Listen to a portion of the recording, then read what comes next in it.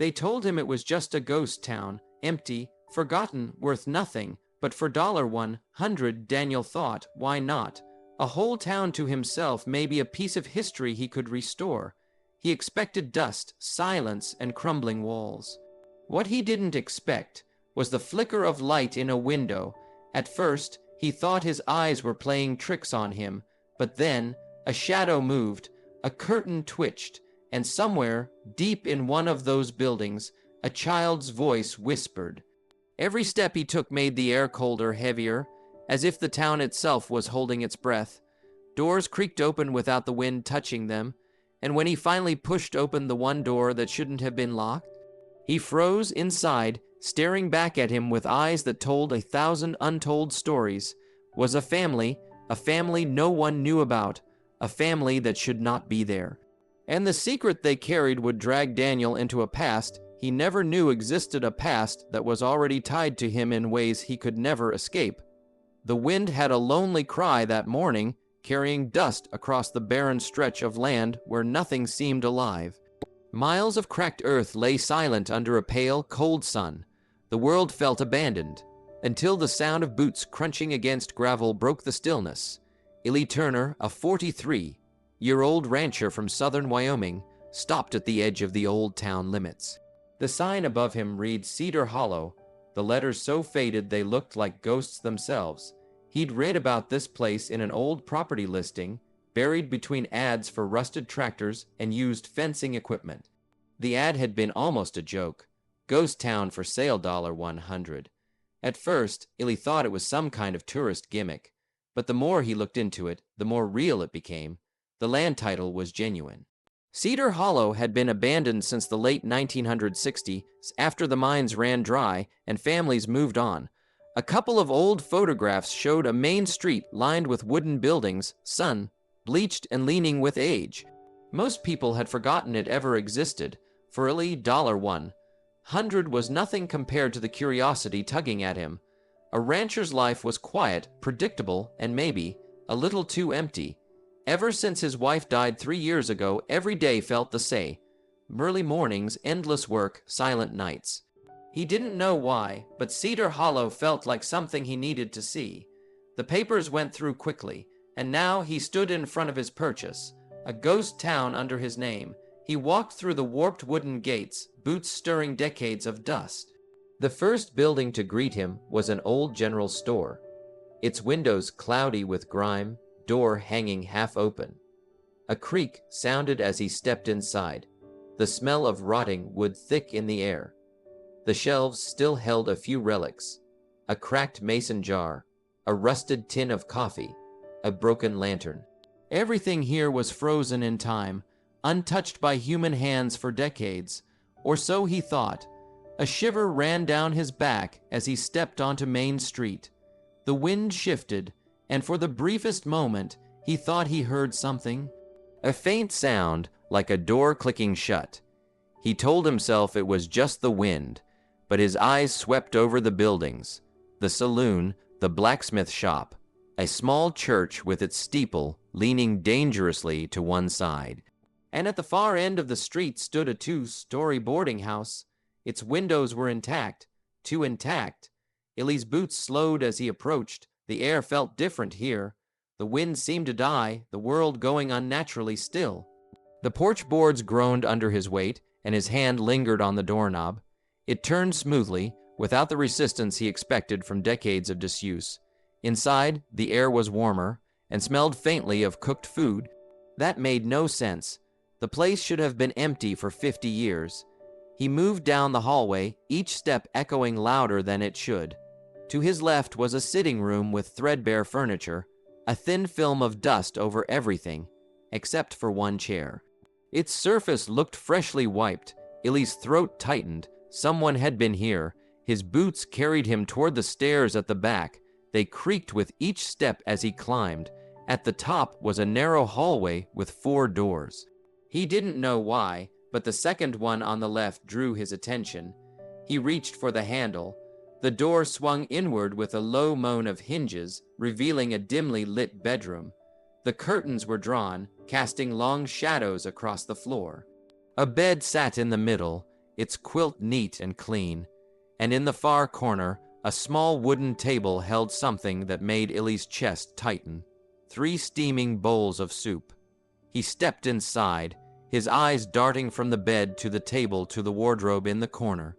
That's when he heard it, movement, a slow, deliberate shuffle. His gaze shot to the wardrobe, the sound stopped. Illy's voice came out low and steady. "Who's in there?" Silence. He took a step closer. The smell of the soup mixed with something else, something damp, metallic.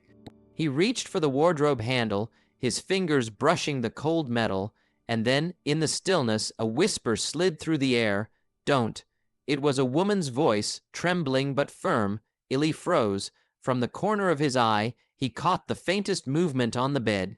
A child, a boy, no older than 8, was sitting up, watching him with wide, unblinking eyes. His face was pale, almost ghostly, but his gaze was sharp, alive. Illy's mind raced. This place was supposed to be abandoned. No records of residence, no sign of life, and yet here was a child, and someone else hiding in that wardrobe. The boy's lips moved, so quietly Illy almost didn't hear it. "You shouldn't be here." Illy's heartbeat thundered in his ears. "What's going on?" he demanded, his voice low but urgent. Before the boy could answer, the wardrobe creaked. Slowly, the door began to open. A thin hand, pale and trembling, reached out. Then another. And in the dim light, a face emerged. Sunken cheeks, hollow eyes, hair tangled and unwashed. A woman stepped forward, her gaze locked on Illy with a mix of fear and something else. Something darker. "You need to leave," she whispered. Now. Illy opened his mouth to speak, but the floorboard behind him groaned. Another sound followed. Slow, heavy footsteps approaching from the hallway. The woman's eyes widened. She backed toward the wardrobe, pulling the boy with her. "They'll hear you," she hissed. Illy turned toward the door. The footsteps were closer now. Whoever, or whatever it was, they were coming straight for this room. His hand twitched toward the handle of his holstered revolver. But before he could draw it, a shadow filled the doorway, and the figure that stepped inside was nothing like Illy had ever seen before. The figure in the doorway stood motionless, its shadow stretching across the warped floorboards. Illy's hand hovered near his revolver, his breath slow and steady. The dim light from the hallway caught the edge of a face, weathered, with deep lines and eyes that seemed to burn in the gloom. The man's clothes were worn but not dusty, as if he'd been walking these halls every day for years. He didn't speak right away, only scanned the room. The bed, the boy, the woman pressed against the wardrobe. And then his gaze locked on Illy. "You don't belong here," the man said, his voice gravel and ice. Illy didn't move. "I own this town now. I bought it." The man's lips curled into something that wasn't quite a smile. "Paper don't mean anything here." From the corner, the boy gripped his mother's arm. The woman's eyes flicked between Illy and the stranger in the doorway, fear carved into every line of her face. The man stepped inside, each bootfall slow, deliberate. "This room's not for you. You open the wrong doors, you find things you can't put back." Illy straightened his stance, squaring his shoulders. "You've been living here, in a place nobody's supposed to be." The man's eyes narrowed. "We're here because we have to be, and now you've seen us. You'll wish you hadn't." A chill slid down Illy's spine. He glanced at the soup on the table, still steaming. His voice dropped to a rough whisper. "How long have you been here?" The man didn't answer. Instead, he turned his head toward the hallway, as if listening for something. The air in the room thickened. Illy could hear it too. Another sound, faint but distinct. A dragging, uneven step somewhere upstairs. Above them, the woman suddenly moved, grabbing the boy and pulling him toward the wardrobe again. "Don't make a sound," she mouthed to Illy. The man's gaze flicked to her, sharp and warning. "They'll hear you," he said again. Illy's hand tightened on his revolver grip. "Who's upstairs?" No answer, only the sound of that dragging step, slow and deliberate, moving toward the staircase. The man finally spoke, low and flat. "If you want to leave here breathing, you'll walk out now. Don't look back, don't ask questions." But Illy didn't leave, he couldn't. His gut told him there was something more, something these people were hiding, something dangerous enough to keep them trapped in a ghost town for God knows how long. The steps reached the top of the stairs. Then silence. The man turned his head toward the doorway. Too late, he muttered. A shadow stretched along the hallway wall, long and misshapen.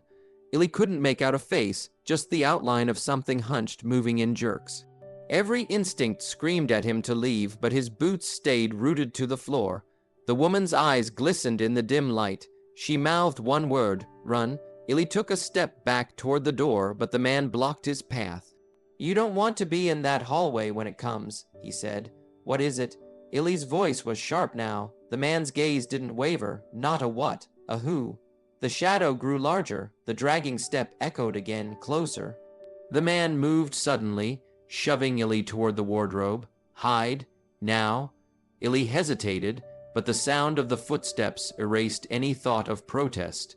He ducked into the cramped space beside the woman and boy, pulling the door closed just enough to leave a sliver to see through. From that narrow view, Illy saw the man stand in the center of the room, facing the doorway. The figure appeared. A thin, gaunt man with eyes too wide, skin stretched tight over bone. His clothes were ragged, but what made Illy's breath catch was the way he moved. Like each step cost him pain, yet his hands flexed in a slow, deliberate rhythm, as if waiting to grab something. "You shouldn't be out of your room," the first man said. The gaunt figure's lips twitched into a grin. "I heard someone new." His voice was a rasp that scraped the air. "There's no one new here." The first man replied, his tone like iron. The figure's head tilted. "Liar?" Illy felt the boy tremble beside him. The woman's hand pressed over the child's mouth to keep him silent. The gaunt figure's gaze swept the room, pausing at the wardrobe. Illy's chest tightened. He kept perfectly still, not daring to breathe. Then, just as quickly, the figure turned away, muttering to himself as he shuffled back toward the hallway. The sound of his steps faded into the distance. The first man stayed still until the noise disappeared completely. Then he exhaled, shoulders sinking slightly. "You're lucky," he said, his voice low. "He doesn't always walk away." Illy stepped out from the wardrobe, his jaw tight. "What is going on here?" The man's eyes hardened. "You asked the wrong question. The only one you should be asking is, how fast can you leave?" Illy shook his head, not without answers. The woman spoke for the first time, her voice thin but urgent. "You don't understand this town. It's not abandoned because of the mines. It's abandoned because of them." "Them?" Illy repeated. The man cut in sharply enough, but the woman didn't stop. "You've already seen too much. That man you just saw, he's not the only one. There are others. They don't sleep. They don't leave, and if they know you're here," she swallowed hard, "they'll make sure you never leave." Illy's pulse pounded. "Why are you still here, then? Why stay?" The man's jaw clenched. "Because leaving isn't an option." Before Illy could speak again, the sound returned. More footsteps this time, not one set, several, coming from different directions, closing in. The boy whimpered. The woman grabbed him, pulling him toward the far corner. The man moved to the door, locking it with a rusty bolt. "They've caught your scent," he said without looking back, "and now they'll come for all of us." Illy's revolver was in his hand before he realized he'd drawn it. The weight felt small against the dread pressing in from all sides. The man's voice was grim. "Hope you can shoot straight, rancher. You've got one chance to make it out before this place keeps you. Forever." The walls seemed to tremble with the sound of approaching steps, the boards groaning as if under great weight. Shadows danced under the door, long and crooked, shifting with each movement, and then 3 sharp knocks. The man glanced at Illy, his eyes cold. "Don't answer, whatever you do. Don't open that door." But the knocking came again, louder, sharper, followed by a voice that made Illy's stomach twist. Soft, almost gentle, but dripping with malice. "Let us in. We just want to talk." The boy buried his face into his mother's shoulder. Illy's grip tightened on the revolver. Somewhere deep inside, he knew opening that door would be the last thing he ever did. The knocks didn't stop. Each one rattled the old wood, sending fine dust drifting from the frame. Illy's finger rested on the trigger, his knuckles white. The man stood frozen, his eyes fixed on the door like he was staring at a loaded gun aimed straight at him. The voice outside spoke again, calm, coaxing. "It's cold out here. Let us warm ourselves by your fire." The woman clutched the boy tighter. "Don't listen," she whispered, barely audible. The man stepped closer to Illy, his voice low and tense. "They lie, every word." Another knock, this time softer, almost playful, then silence. Illy's heartbeat was a drum in his ears. "Why don't they just come in?" he asked, his voice quiet but sharp. The man's expression was grim. "They can't, not unless someone lets them." The silence stretched, heavy and unnatural. Then, from somewhere farther down the hall, another sound rose, scratching, long, slow drags against the wall, moving toward them. The boy whimpered. "They are all here," he murmured. The man turned to the woman. "Get him to the back room, now." She moved quickly, guiding the boy through a narrow doorway at the far end of the room. Illy caught a glimpse. Another small space, no windows, lit only by a single candle. The knocking began again, but now it came from two places, the front door and somewhere upstairs. The sound of feet creaking overhead was followed by a sudden thump, as if something heavy had dropped directly above them. Illy's grip on his revolver tightened. "You've been living here with this. For how long?" The man's jaw flexed. "Long enough to know the rules, and rule number 1 is, you never open a door after dark." A loud bang made Illy flinch.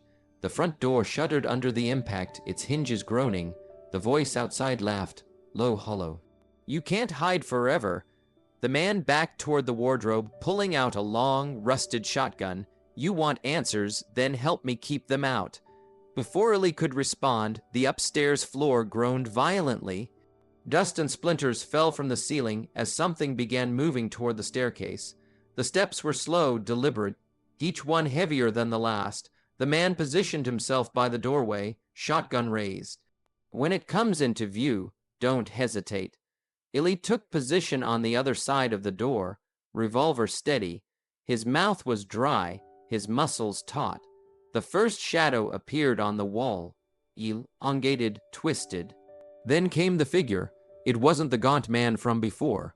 This one was taller, broader, its head tilted unnaturally to one side. Its hands dragged along the walls as it descended, nails screeching against the wood. It stopped at the bottom step. The air grew colder. Illy's breath misted in the dim light. The figure's voice was little more than a growl. "I smell you." In a blur, it lunged forward. The man fired his shotgun, the blast deafening in the small room. The figure staggered back, but didn't fall, it only laughed. A horrible guttural sound that made Illy's skin crawl. Illy fired twice. The bullets struck, but the figure barely flinched before retreating into the shadows. "Won't stop them," the man muttered. "Just buys time."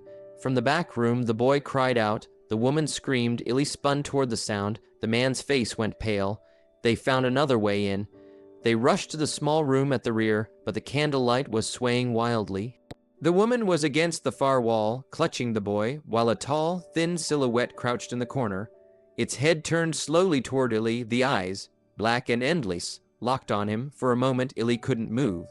The air around the figure seemed heavier, thicker. Then it began to stand, impossibly tall, its spine cracking with each movement. The man shoved Illy aside, placing himself between the figure and the family. "Get them out," he barked. Illy grabbed the boy's arm, pulling him toward the hallway. The woman followed, but her gaze stayed fixed on the figure as if hypnotized. Behind them, the shotgun fired again. A roar, not human, filled the space. Illy didn't look back. He pushed the woman and boy toward the front of the house, but the knocking on the door had turned into pounding, furious, relentless. "They're everywhere," the woman cried. Illy scanned the room, his mind racing. His eyes landed on a window, glass cracked but intact, out now. He smashed it with the butt of his revolver, shards scattering across the floor. The boy climbed through first, then the woman. Illy turned back. The man was in the hallway, his clothes torn, blood seeping from a wound in his shoulder. "Go!" he shouted, Illy hesitated, then grabbed the man's arm, pulling him toward the window. The pounding grew louder, closer. Shadows writhed against the walls like living things. The man climbed through last, his shotgun clattering to the ground outside. They stumbled into the cold night air, the wind biting at their faces. The street was empty, silent, but Illy knew better. He could feel the eyes on them from every dark window. They ran past the church, past the saloon, past the general store. Every building seemed to lean closer, watching. At the edge of town, Illy stopped, turning back.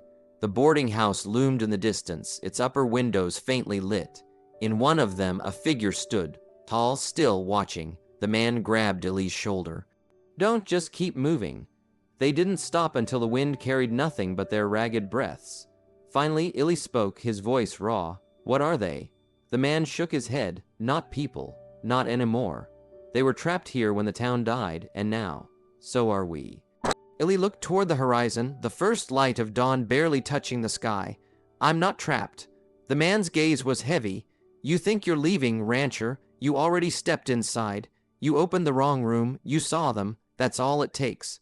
Illy's stomach sank. The woman's voice broke the silence. "They'll follow you, no matter where you go." Illy stared back toward Cedar Hollow. In the distance, just beyond the first building, a shadow moved. It was slow, deliberate. And it was coming closer. For the first time in years, Illy felt true fear. Not the kind that passes when danger fades, but the kind that lingers, staining every thought. He had bought a ghost town for $100. But what he found in that one room would haunt him for the rest of his life. Silence filled the dusty street, heavier than the air before a storm. The family stood in the doorway, their eyes darting between Daniel and the small box in his trembling hands.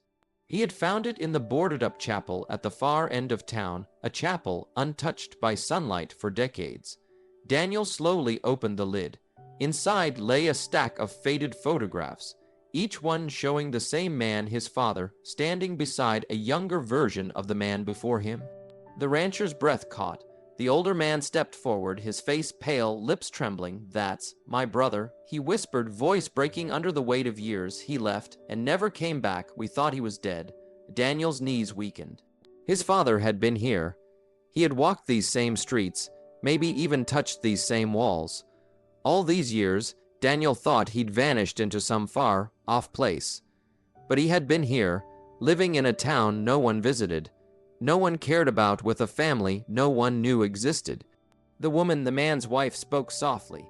He tried to leave, but by the time he could, the world had forgotten this place. He never stopped talking about you, though, about the boy he left behind. Daniel felt something deep inside crack open. A grief he had buried long ago now surged through him like a flood. "Why didn't he come back?" he asked, his voice hoarse. The old man's eyes glistened. "Because he thought it was too late. He thought you'd hate him, but he kept everything, your letters, your drawings, every word you ever sent." The woman handed Daniel a bundle of crumpled papers. They were the letters he had written as a child, edges worn, ink faded but still readable. His father had kept them all. Daniel's vision blurred. He gripped the pages as though they were the only thing keeping him upright. He had come here expecting an empty ghost town, maybe some abandoned buildings and rotting wood. Instead, he had found the truth, and it was heavier than anything he could have imagined. The wind howled through the broken windows of the saloon, carrying with it the sound of something unseen. For the first time, Daniel didn't see the town as dead. He saw it as a place that had been holding its breath for decades, waiting for him to come.